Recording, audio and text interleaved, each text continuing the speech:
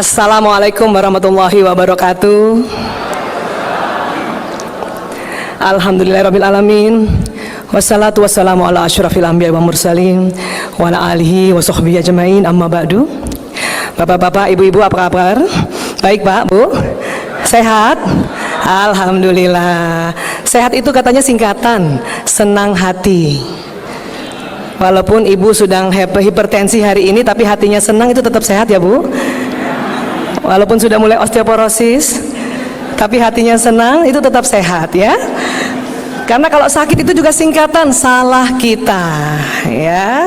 Alhamdulillah. Baik, hari ini saya diberikan amanah oleh panitia untuk bicara tentang komunikasi sehat dalam keluarga. Kita harus belajar terus bagaimana komunikasi sehat dan efektif di dalam keluarga. Supaya apa? Supaya rumahnya aman dan nyaman ya. Karena banyak sekali musuh yang di luar ya. Musuh di luar banyak sekali. Saya setiap hari lihat anak-anak bermasalah. Saya setiap hari melihat keluarga yang bermasalah ya. Dan gak pernah habis. Inilah musuh kita di luar ya. Maka kita ingin mencoba terus membentuk keluarga yang aman dan nyaman ya. Mudah-mudahan keluarga kita sudah aman ya Pak ya. Aman, kita jaga, kita kasih makan ya, kasih pakaian. Tinggal mungkin nyamannya yang harus ditambah ya. Kalau orang tanya, Bu Aisyah gimana keluarga? Suatu rumah itu nyaman, teorinya banyak sekali. Tapi mari kita pakai satu cara saja. Apa itu? Kalau bicara sama keluarga, suami ke istri, istri ke suami, bapak ibu ke anak-anak, tolong perbanyak senyum. Bapak ibu senyum dulu. Ya, senyum yang membuat nyaman itu kalau sudut kanan kiri seimbang Bapak ibu. Karena masih ada orang tua yang senyumnya sebelah doang. Mukanya miring, mana video, mana kamera, coba kasih lihat dulu. Mukanya begini. Lihat temennya berhasil, harusnya senyumnya begini. Ah, luar biasa kamu ya. Ini ada yang begini. ya. Jadi untuk bikin nyaman baik di rumah maupun tempat kerja, lebih banyak senyum ya. Senyum yang baik adalah sudut kanan kiri diangkat. Sekali lagi Bapak Ibu senyum dulu. Dan pada saat kita senyum akan keluar hormon bahagia dari ya sebuah kelenjar yang ada di pertemuan dua alis. Boleh Bapak Ibu pegang dulu pertemuan dua alis. Di situ ada tempat hormon bahagia dan hormon penghilang nyeri. Maka Bapak Ibu kalau sakit kepala sering begini kan? Atau bahkan ada ibu-ibu yang dikerok sininya nih. Ya, iya. Di sini. Jadi kalau kita senyum, dia akan keluar lewat pembuluh darah dan membuat diri kita bahagia. Namun senyumnya harus ditahan minimal 7 detik. Ayo Bapak Ibu senyum, saya hitung 1, 2, 3, 4, 5, 6, 7, 8. Luar biasa. Kamera mana kamera? Karena ada orang senyum cuma 2 detik. Istri ke suaminya, suami ke istrinya. Udah 2 detik miring pula. Karena kalau 2 detik stimulasi dari sudut bibir ke tempat kelenjar pituitari itu belum sampai. Bahkan kelenjar pituitari bingung juga, ini mau keluar dopamin apa enggak, mau keluar hormon bahagia atau tidak ya. Jadi sekali lagi, supaya rumah nyaman, supaya tempat kerja nyaman, kita banyak tersenyum ya. Walaupun tidak semerta-merta kita bisa mudah tersenyum. Terutama ibu-ibu, Pak, punten maaf ya Pak, kami biasanya ada waktu-waktu yang bikin susah senyum. Pada saat 2 hari mau menstruasi Pak ya Bu ya, kita rasanya kesel banget ya. Walaupun sudah rajin seminar, rajin taklim, pengen pukul orang ya. Maka di Amerika Pak, anak sekolah perempuan ya, mudah-mudahan ini bisa diterapkan juga di sini, tapi entah kapan. Kalau sedang mens dan hari itu ulangan matematika, ditunda. Perempuan kalau mau mens Pak, analisanya ya terhambat ya. Bahkan di Amerika kalau ada kasus istri pukul suami, istri bunuh suami, hakim akan tanya jadwal menstruasi. Kalau kejadian itu 2 hari sebelum mens atau hari pertama sampai hari ketiga menstruasi, hukumannya dikurangi. Tapi itu baru di Amerika Bu, di sini belum ya. Iya, baik. Dan supaya nyaman juga, Ya, ternyata setelah diteliti kenapa rumah tangga suami istri itu sering bertengkar, itu karena istri tidak paham tentang program otak suami, suami juga tidak paham program otak istri. Maka hari ini izinkan kami untuk membahas tentang perbedaan otak pria wanita, ya. Baik, flash slide. Ya.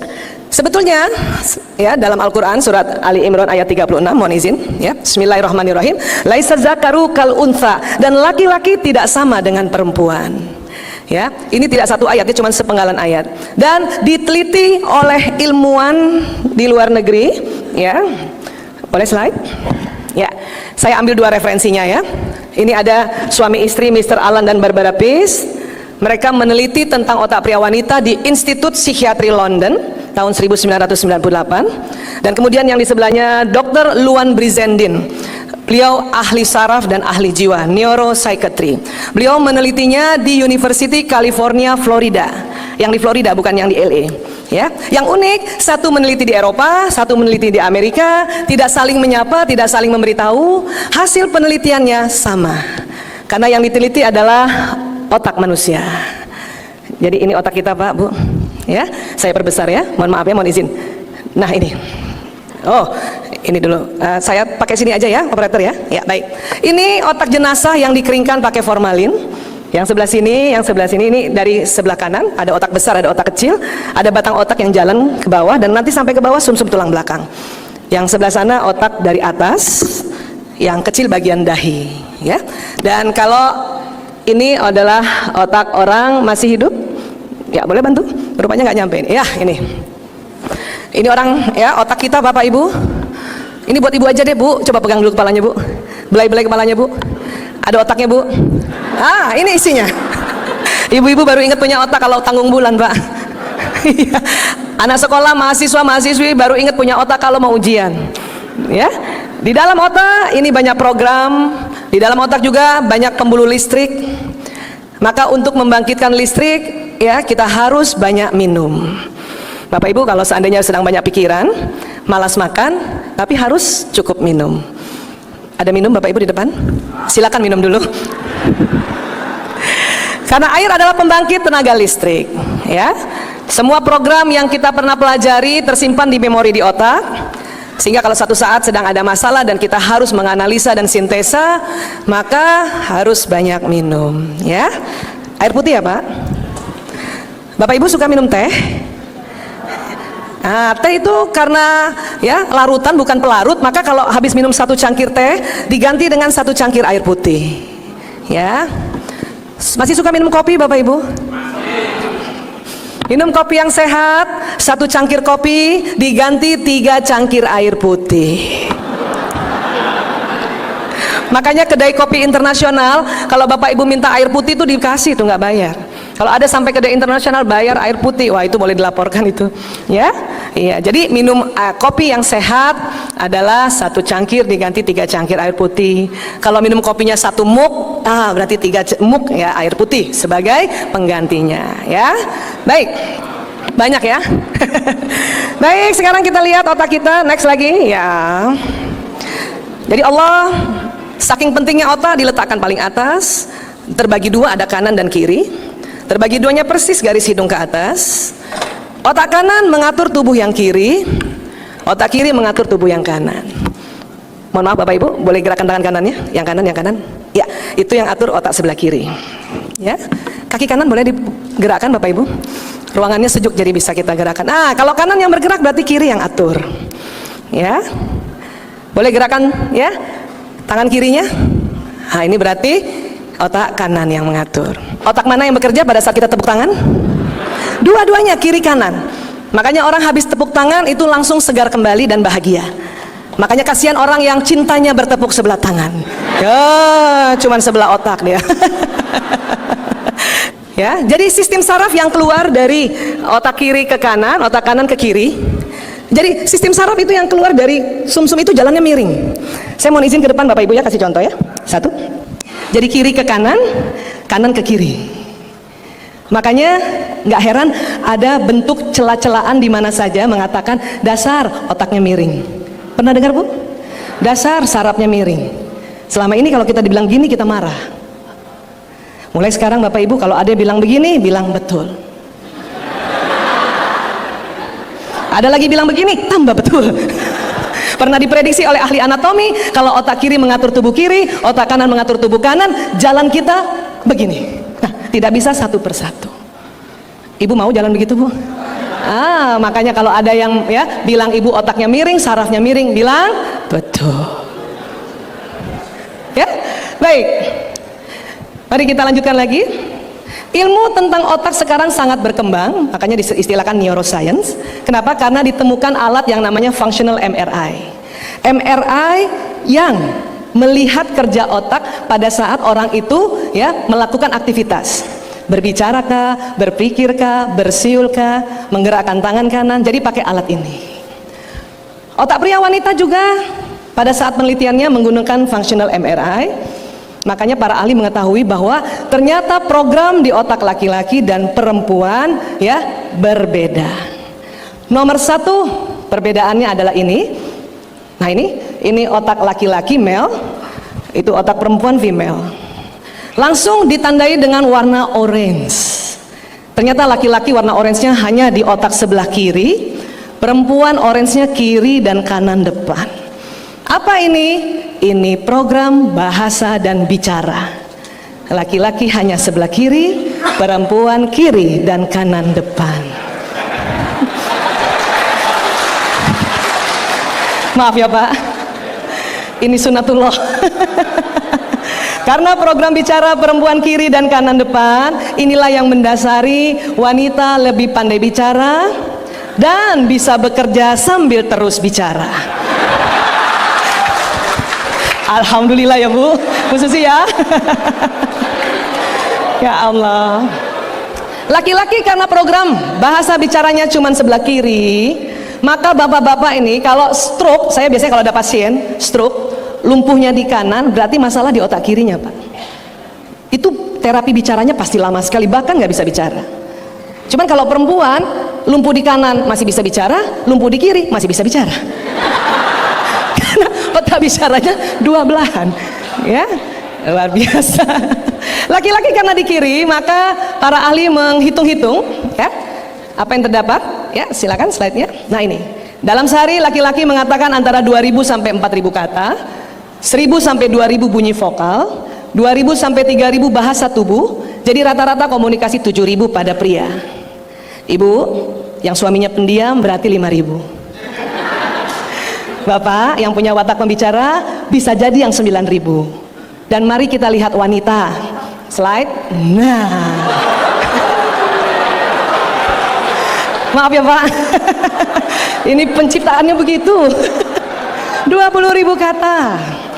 Ada juga sih ibu yang pendiam. Ada Bu pendiam? Yang kayak saya gini. Ibu Susi nggak percaya saya pendiam. Yang pendiam 16.000. Wanita yang banyak bicara 24.000.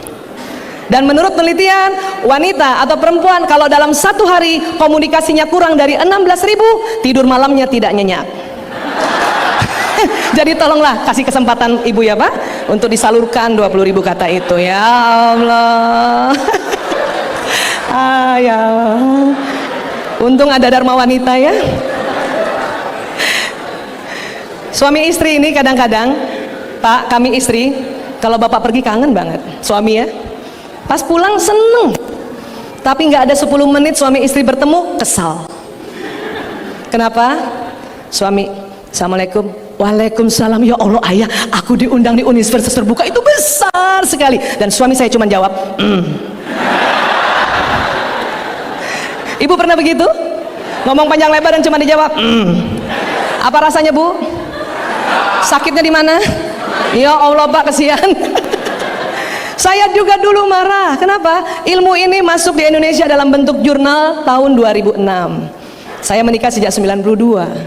Kesel sekali kalau dibilang Tapi setelah ini saya paham kenapa laki-laki malam hari susah bicara. Karena 7.000 kata sudah habis di kantor. Maka kita cuma dapat Iya Pak Bu. Apalagi yang suaminya dosen atau guru.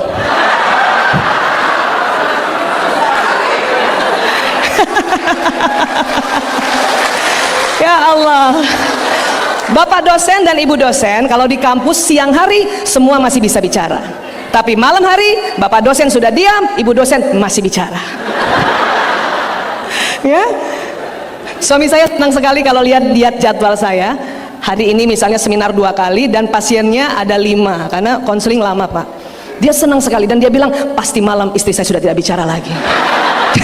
Sudah tersalurkan 20.000 kata, ya Allah. Ya. Jadi boleh Bu nggak usah marah kalau bapak cuma bilang tapi bapak tolonglah sisakan ibu 50 aja Pak, atau 100 ya, kesian ya. Maka ibu, supaya harmonis suami istri, apalagi kalau tidak sama-sama bekerja, paling ideal seminggu sekali jalan sama suami di siang hari, supaya ibu dengar 7.000 kata itu. Bisa Bu? Nggak bisa? Kalau nggak bisa minimal sebulan sekali. Bisa Bu? Nggak bisa juga? Kalau gitu ibu sabar, tunggu suami pensiun. Insya Allah setiap hari 7.000 kata buat ibu. Siap-siap. Ya, ya Allah. Yang bikin bertengkar ini Pak. Ini juga Bu, Pak. Maaf ya Pak. Kadang kami istri kalau WA bapak panjang kan, dan cuma dijawab oka.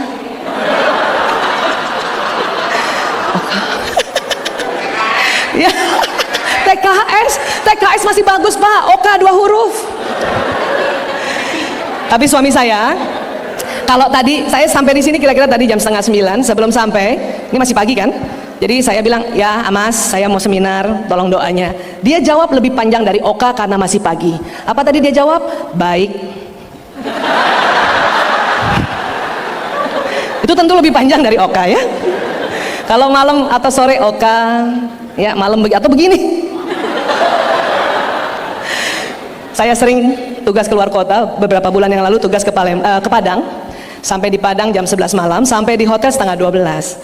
Saya waktu itu satu kamar dengan teman perempuan juga, ibu-ibu, tapi dia belum pernah belajar ilmu ini. Sampai hotel kami sama-sama, ya namanya istri, langsung laporan sama suami. Dia juga begitu, ya. Tetapi apa yang terjadi? Suami saya hanya read nggak dibalas padahal status online.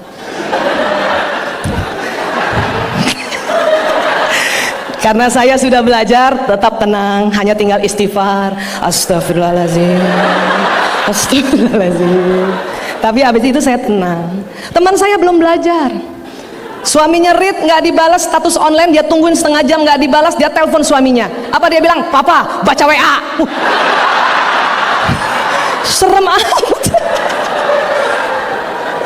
Bu, perempuan kayak gitu nggak cantik Bu.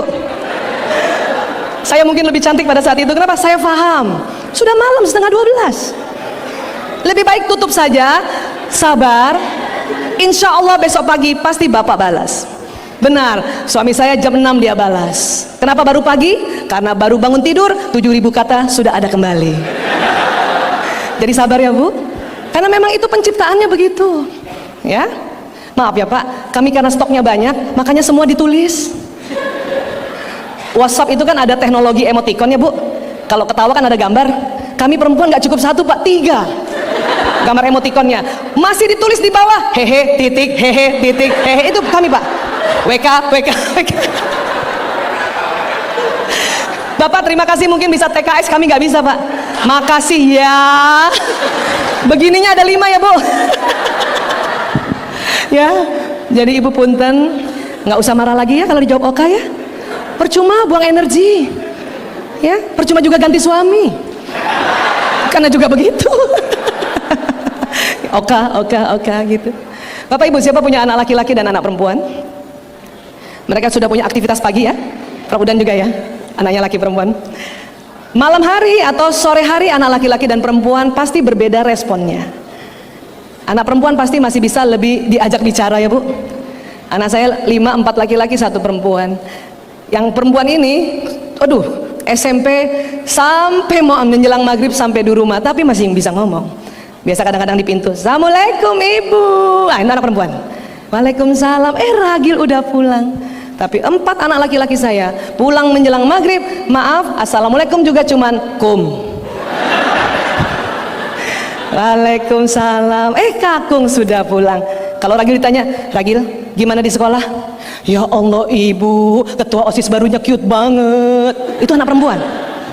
Anak laki-laki ditanya, Kakung, gimana di sekolah? Ya gitu deh. Ibu siapa punya anak lakinya kayak gitu, Bu? Ya, nggak boleh marah. Apalagi anak milenial sekarang. Kakung, gimana di sekolah? B aja. Udah ngomongnya sedikit, disingkat juga B aja, baik aja. Anak perempuan kita tanya kan, tadi belajar apa di sekolah? Dia bisa cerita. Ya, ibu tadi aku tuh belajar reproduksi. Ya Allah, aku baru tahu kalau sperma bertemu telur itu lama dan jauh. Itu perempuan. Pria, belajar apa tadi nak di sekolah? Sama kayak kemarin.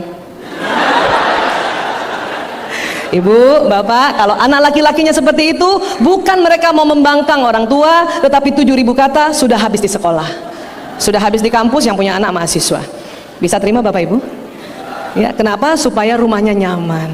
Ya, iya. Lagi kita lihat lagi. Yang punya anak perempuan ada bapak ibu? Ya, oke, slide.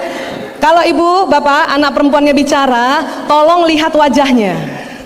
Perempuan kalau bicara pak, senang dilihat wajah. Ibu, anak perempuan pantang lagi bicara, kita cuma dengar sambil pegang gadget, itu dia marah sekali. Anak perempuan sekarang yang pakai narkoba juga banyak, Bu. Kenapa? Jengkel sama orang tuanya. Ya, yang jadi lesbi juga banyak. Ya, jadi kalau dia bicara kita lihatin. Walaupun itu anak nggak lihat kita, tapi dia senang kalau wajahnya dilihat. Ya. Tapi kalau anak laki-laki, ya, laki-laki lebih senang lihat benda. Laki-laki senang lihat benda. Laki-laki senang lihat benda bergerak, dan laki-laki senang menggerakkan benda. Ah, itu laki-laki. Contohnya ini pak, gundu diem disentil, bola diem ditendang. Itu kan menggerakkan benda pak, Bu. Iya kan gitu. Jadi kalau punya anak laki bapak ibu, apalagi ini era gadget, kalau dia sedang main gadget ya, terutama ibu-ibu nih kadang-kadang nggak paham ya. Anak laki kalau dipanggil ibunya, nah ibu pergi ya. Iya Bu. Karena tidak kuat lihat wajah, dia lebih senang lihat benda. Maka ibu nggak usah takut, nggak usah marah. Kalau bapak atau suami pagi-pagi habis sholat subuh, dia lebih senang lihat gadget daripada lihat wajah ibu. Bapak-bapak yang senang motor gede barangkali, habis sholat subuh, bapak lebih senang lihat motor gedenya daripada wajah istrinya. Itu laki-laki senang lihat benda. Support saja Bu. Tadi pagi suami saya, dia duduk. Ini cerita nih selalu terjadi. Suami saya duduk, sedang pegang gadget. Saya bilang, ya aku pamit ya, mau ke UT. Dia cuma begini saja, iya.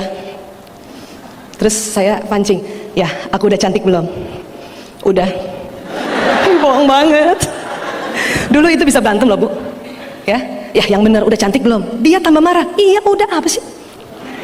Setelah saya tahu laki-laki senang benda dan sekarang era gadget, kalau saya tanya cantik, lebih baik saya foto selfie, kirim ke gadgetnya. Assalamualaikum, aku udah cantik belum? Ibu, suami saya lebih senang lihat muka saya di gadget daripada lihat langsung begitu. Kenapa saya tahu suami saya lebih senang lihat muka saya di gadget? Setiap foto yang saya kirim, dia zoom. Ya, saya pernah lihat, ya Allah, di zoom. Ya Allah, sekarang ada program edit pak, muka saya diedit itu, bulu matanya dipanjangkan. Ya Allah, itu galerinya semua palsu itu. Ya, bisa paham ya Bu? Jadi kalau ibu mau chatting sama suami, lebih baik lewat gadget aja, itu pasti dibaca Bu. Iya. Bapak, ini ibu yang mana ya bapak ini? Mana istrinya, kesian banget. Udah pakai gadget aja masih belum dibaca. Allahu Akbar. Ya, paling enggak ibu nggak baper pak.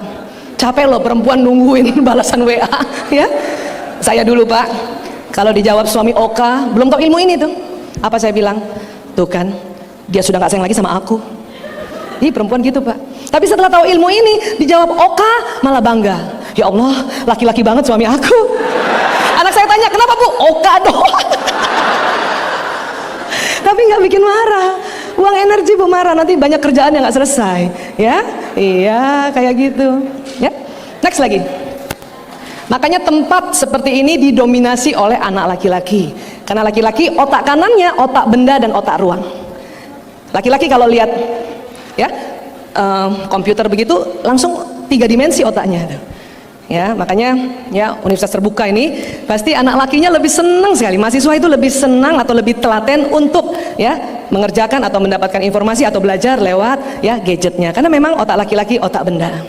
Perempuan senang juga gadget, tapi tidak sekuat laki-laki, Bu. Itu bukan gaptek.